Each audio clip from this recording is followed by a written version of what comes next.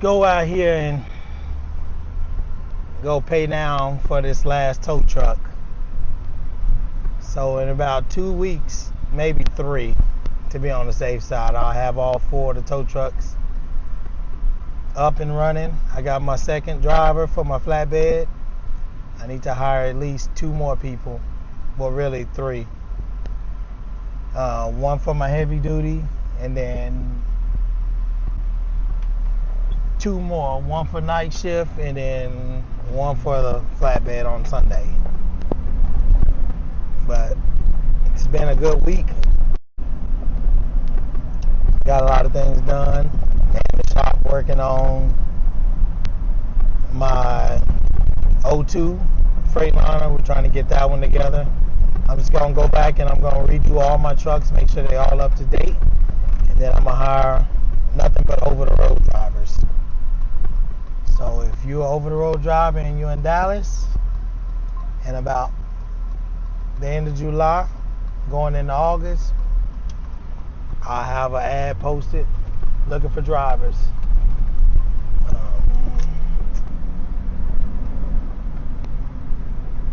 Business can be stressful, and it can be trying at times. Dealing with a bunch of grown drivers that should know better, and then you got to treat them like they kids. It's just over time it could be overwhelming, but then I remember where I came from and how far it took me to get here, how long it took me to get here, and it's just can't give up. Figure out a way around it is what we'll do, and just go from there.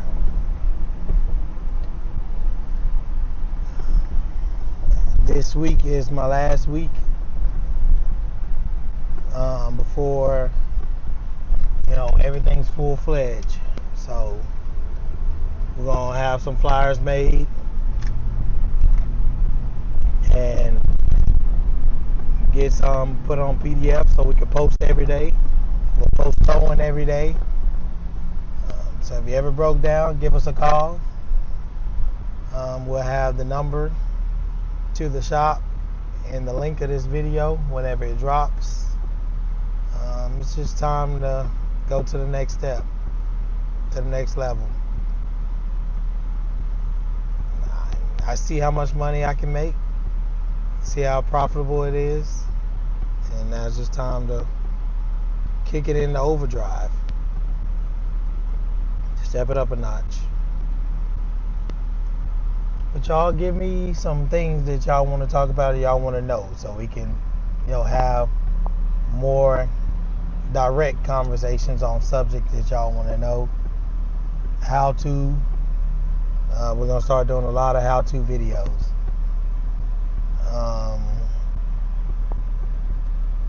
Yeah, just give me an idea. You tell me what y'all want to start, and I'll tell you the road you need to take to get there. But y'all continue to go follow the pages, subscribe to the YouTube, because this is just the beginning. I always tell people my life is a story, and I have a lot to share about where I've been and what I've been through. Just follow along. You'll find out that you'll learn things along the way. You find out who I am, where I come from, how I started, what led me to want to be an entrepreneur, things that happened to me at an early age that changed the trajectory of my path that I took in life. I was hit by a car at the age of 8. So the license plate cut my neck from the front to the back, broke my shoulder, fractured my ribs, broke my leg, had internal bleeding in my head, busted my spleen. I was told they had to resuscitate me at the scene. Then they had to resuscitate me again at the hospital. I was in a long surgery when I first got there to stop all the bleeding. Then the doctor told my mom that it was up to me to pull through. So I was on life support for some days. And then I was in a coma. So after they decided to pull the plug, I was in a coma for about 2 weeks, I want to say. And the whole time I was in a coma, I could see, it's like I could see the people that was in the room praying over me. To this day, I can still see those same people in the order they were, standing, holding hands. They were younger then, they're older now. But it's just, when you think about life, there is, you never know what tomorrow holds. So you live every day like it should last. So when I got out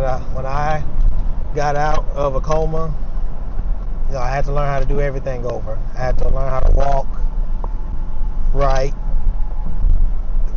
read, certain things that they said that I wasn't going to be able to do on a normal level. But God got other plans.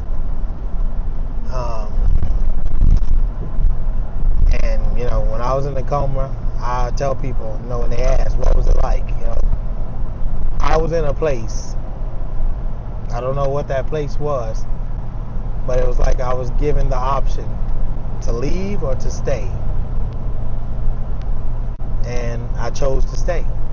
I came back. I don't go to clubs.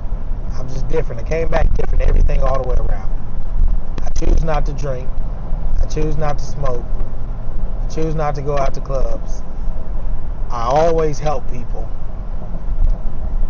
And I feel like that's why I'm always getting blessed, because that's my purpose. No matter how many people I've hired, they've messed me over, they quit, left me hanging, I had to figure it out.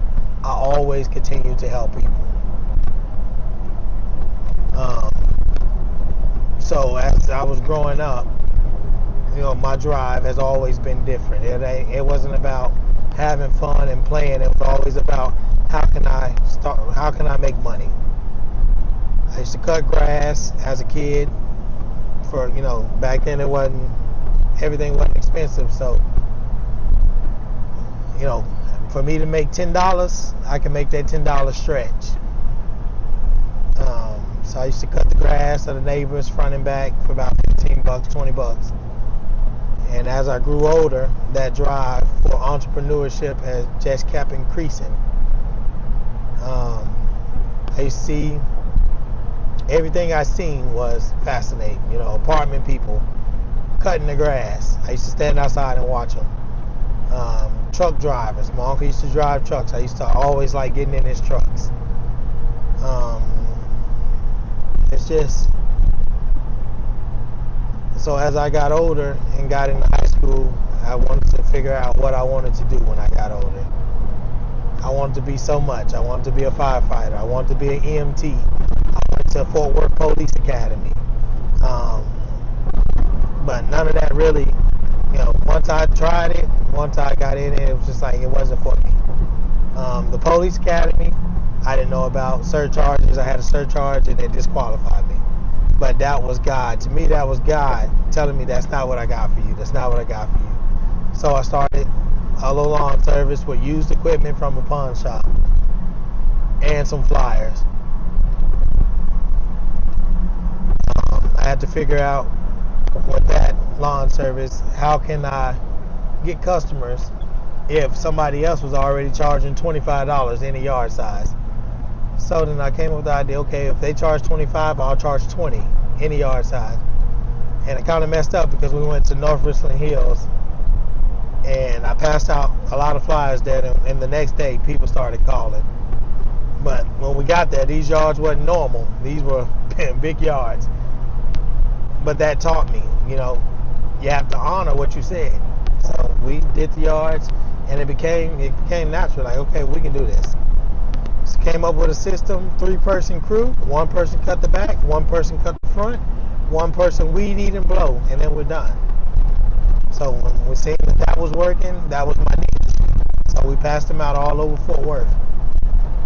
In a matter of time, I had yards everywhere. Southwest side, south side, northeast side, north side.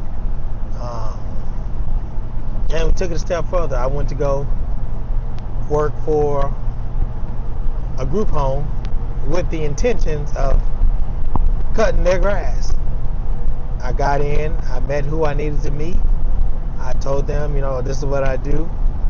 So I was taking out the clients to the group home, and they kept messing up the equipment, but I knew it was going to be my chance. So I kept doing it. And, it came down, they say, hey, they keep messing up the equipment, we're losing money. Do your company want to cut the grass? And that was my moment. We started out with 10.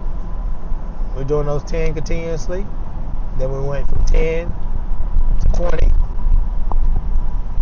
And over a year or two, we went from 25 to, at one point, we had all the group homes from Denton all the way to San Antonio. So everything in between. And that's when I really started, taking it serious on being a boss and hiring the right people for the job. We were a one-stop shop. I learned how to cut trees. I learned how to, plant grass, plant plants, put down mulch, clean out flower beds, remove sod, install sod, just different things. I went into framing, remodeling. We were doing everything for the group homes. Painting the houses, putting down tile, replacing sheetrock, putting up fences. So by the time I was 25, I had all that under my belt. And then COVID hit when I turned 27. And everything started slowing down on payments. And then that's when you realize you make a lot of money, but a lot of money go out at the same time. So I had to figure out what other company could I start that's going to always be around, that I can make the same amount of money or just as much. And then I seen an 18-wheeler go down the street. I'm taking mine. I went and got my CDL when I was 21, but I never used it. I said, okay, I'm going to go take all my money from landscaping, and I'm going to take a risk, and I'm going to invest in the trucking company, a box truck. So I spent $22,000 on a box truck, paid all the legal fees starting the company, all the insurance upfront costs. It was about $10,000 to $15,000 up front. And I started my company. And I was going from New Mexico all the way out towards Georgia, Florida. Only stayed south. But it was all trial and error. So nobody told me. I asked for the game. Nobody was willing to give it to me. So it was all learn as you go. Nobody told me don't get an international with a Max Force engine. And that's what I got. But it was a good truck. I had broke down when a relay went bad over in towards Abilene somewhere in a small town. Got screwed over. It's the thing about these mechanic shops out of town. They know when you're not from there, and they know you have to go back home, so they overcharge. So I'll get into that in another video of why I opened up a shop and why I charge the prices I charge. But yeah, it broke down. I was stuck there for 2 days. I was on my way to New Mexico, and they switched some fuses around. That's all it was a burnt wire. But they switched fuses around, and they put the bad fuse in my EGR. So I drove all the way to New Mexico, dropped off the generator, the computer for the windmills, and on my way back, it made a popping noise. But the floor was hot. So when I got back to Dallas, Arlington, where I was staying at the time, I went to International, asked them to look at my truck, and they came back and told me that my EGR cooler was bad. My exhaust manifold had broke bolts in the block. So what happened was he took my EGR fuse out, relay, and my exhaust was so hot that it broke the bolts, heated up the bolts to where they broke in the manifold. So here is where the lesson of, you always got to have some operating costs. I remind you, I took all my money from landscaping and I took a chance. I didn't have much left over. I had some, but at this time it was about December. My insurance was coming up due right before Christmas, and my truck broke. So I had to make a decision to pay the insurance or get the truck. Well, if I pay the insurance, I still don't have a truck to run, and the insurance is going to be due again. So I took that decision and did the no-brainer. I fixed my truck. I asked, friends, family to help me pay my insurance. It was only like $2,000. But then that's when I learned the hard lesson of you can help everybody out, but then when it's time for you to get help, there's nobody to help you. So you have to realize you have to look out for yourself. Look out for you, because you can't depend on other people to look out for you. Not when it comes to business. So I had to sit down, I had to go back and work a regular job because I didn't have the startup cost for another insurance. It was like $15,000. I didn't have that money because I chose to get my truck fixed. So I went to work a regular job for 6 months. I didn't like it because I was so used to being independent. From the age of 22, I've never worked for anybody but myself. So when I went back to work, it was adjusting to, but I was determined. I had a goal. My mind made up, go in here, work all the overtime they'll give you so you can get back at it.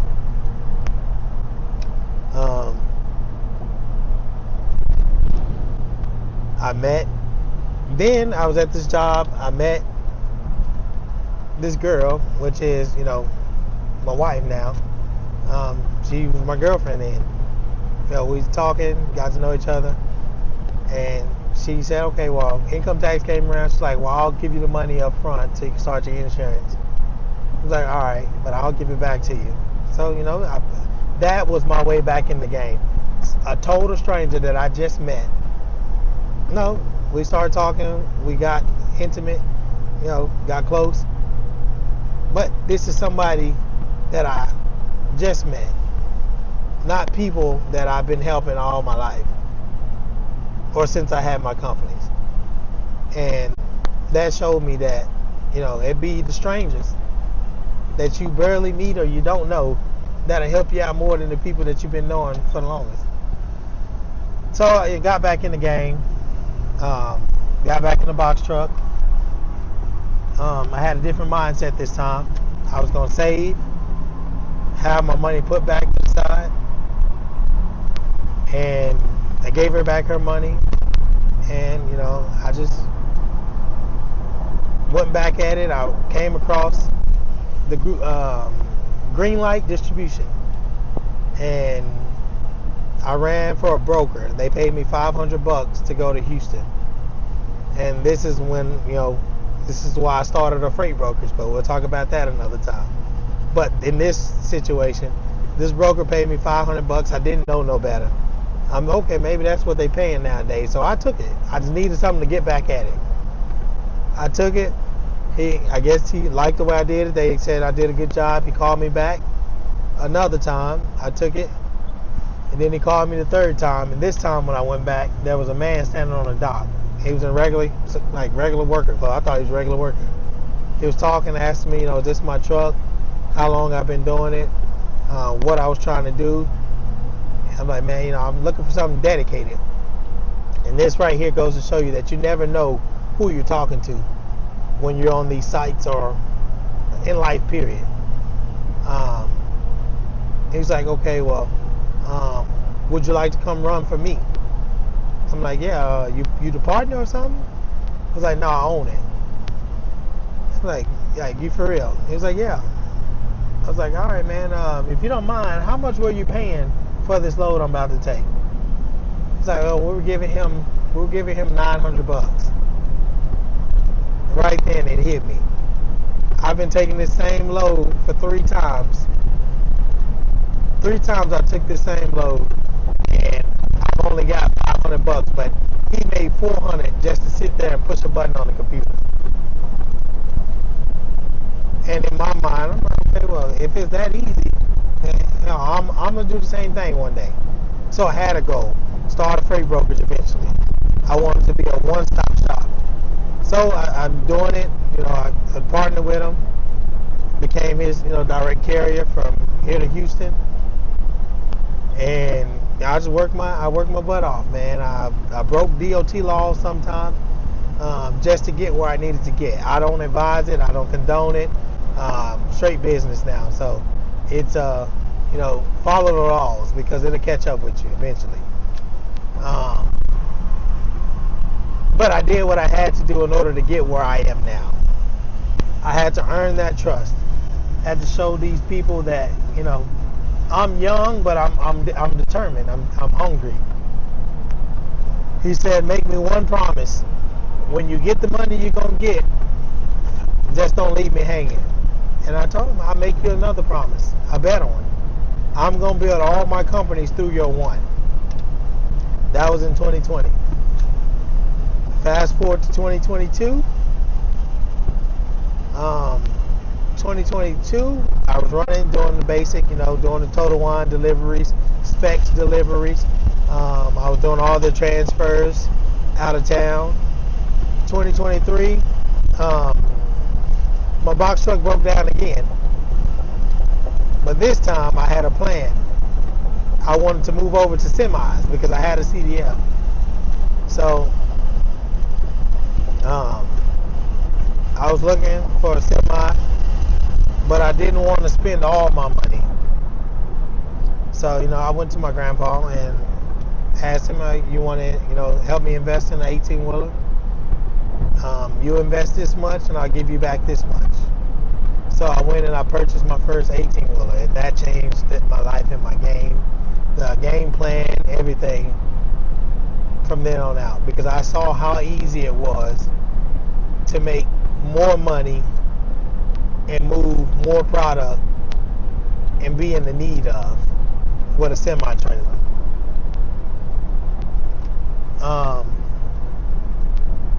So I got in the semi game, and I needed more. They asked me if I could, do more loads, and I couldn't do it by myself.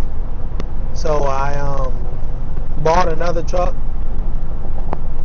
and I hired a driver, and then the business just kept picking up. So then I was going to take the plan of leasing on people. So I leased on a guy, and he came on. It was moving smoothly. I had 3 trucks running through my company. 2 of them were mine, and things happen. You always have to prepare for the worst. Somebody ran into the back of one of my trailers, and so the insurance dropped me once the claims. So it wasn't my fault. It wasn't his fault. The driver of the other semi wasn't paying attention. But it was a bigger company, so you know how that go. Insurance didn't want to put up the fight, so they just paid him out to get him out the way. But what that did was they dropped me, so I was back to ground zero. I was back to ground zero, and that really put me in a spot to where I had to, run a while with no insurance. And I, that just taught me a lesson. I came back, recouped, found some new insurance. It wasn't the best. I did what I had to do. I was a dedicated carrier, so I really wasn't worried about trying to run on the load board. But I had a plan, and I was gonna stick to it and run through it. From then on, I just started buying more trucks, hiring more people. The need, I saw my first. I went from making 300,000 to 500,000 to a million. When I saw that I can make over $1 million a year, that changed my whole mindset. And now, I'm the dedicated carrier, and we just run. We do what we have to do, and we get it done.